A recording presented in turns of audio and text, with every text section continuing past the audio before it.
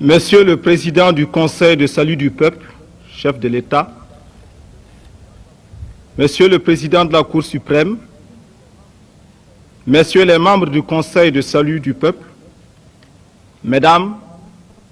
Messieurs les ministres, Monsieur le chef d'État-major général des armées, Excellences, Messieurs les ambassadeurs, Messieurs les représentants des organisations internationales, Mesdames, Messieurs les représentants des cabinets ministériels, Mesdames, Mesdemoiselles, Messieurs, honorables invités, la présente et brève cérémonie pour marquer ma prise de fonction comme Premier ministre, chef du gouvernement de la République, m'offre d'abord l'occasion de remercier le Conseil de salut du peuple pour la confiance qu'il m'a faite en m'élisant à ce poste dans le difficile combat qu'il a choisi de mener en union avec tout le peuple voltaïque pour engager résolument notre pays dans la voie de la liberté, de l'indépendance et du progrès. C'est aussi l'occasion pour moi de remercier le président du Conseil de salut du peuple, chef de l'État, pour cette même confiance qu'il a bien voulu placer en moi. Avec votre autorisation, Monsieur le Président du Conseil de salut du peuple, honorables invités, je m'adresserai tout particulièrement aux membres du gouvernement. Cette cérémonie me permet d'abord d'aborder avec vous tous, Mesdames et Messieurs les ministres, qui êtes devenus mes collaborateurs dans la conduite des responsabilités qui me sont dévolues, les grands axes de l'action qui devra être la nôtre dans le gouvernement et les exigences qu'il commande de chacun de nous pris en particulier et de nous tous en tant que composantes imbriquées d'une même force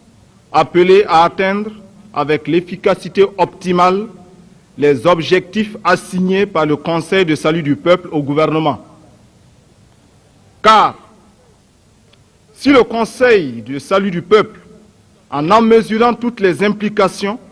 a décidé de liquider le pouvoir autocratique et dictatorial du CMRPN, en cette date historique du 7 novembre 1982, ce n'est nullement pour des raisons individuelles, subjectives ou personnelles de tel ou tel de ses membres. C'est d'abord et essentiellement en raison de la haute conscience qu'a ce mouvement du respect qui doit être dû au peuple voltaïque et à sa dignité. C'est d'abord et essentiellement parce que, avec tous les démocrates voltaïques, le Conseil de salut du peuple partage entièrement l'aspiration profonde du peuple voltaïque à l'indépendance et à la liberté. C'est d'abord et essentiellement parce que, avec tous les patriotes voltaïques, le mouvement de salut du peuple, partie intégrante du mouvement populaire voltaïque actuel, est décidé à contribuer à débarrasser notre pays de toute tutelle humiliante et de toute dépendance exploiteuse, à faire respecter son indépendance et sa souveraineté tout en respectant aussi scrupuleusement celle des autres pays, à redonner au peuple voltaïque la confiance dans ses capacités à changer lui-même son destin, à faire avancer la haute volta dans la voie du progrès, ce qui exclut le folklore, l'improvisation et le charlatanisme dans les méthodes de gouvernement, afin de permettre, aussi rapidement que la force et le génie créateur du peuple voltaïque lui en donneront les moyens, de nourrir le peuple, de lui donner une eau saine à boire, de le vêtir, de l'abriter, de l'instruire et de le soigner. Les objectifs que le Conseil de salut du peuple assigne au gouvernement de la République découle en droite ligne de ces préoccupations qui sont, faut-il le rappeler, celles du peuple dont s'excluent tous ceux qui ne pensent qu'à l'exploiter et à s'allier à ceux qui l'exploitent. Celles des masses populaires telles qu'elles s'expriment par leurs organisations démocratiques. Il revient au gouvernement d'assurer dorénavant à notre pays une politique indépendante et souveraine, prenant pour axe principal de son expression les intérêts du peuple voltaïque et l'intérêt solidaire des peuples africains qui vont de pair avec le non-alignement et le soutien ferme et constant aux peuples qui luttent pour leur indépendance, leur souveraineté et leur liberté. De traduire pratiquement dans les faits de tous les jours que le pouvoir, celui du Conseil de salut du peuple, est d'abord celui du peuple voltaïque. Le gouvernement est là pour servir le peuple voltaïque et non pour se servir ou servir quelques puissants du jour ou de la veille. C'est donc en partant essentiellement de l'intérêt du peuple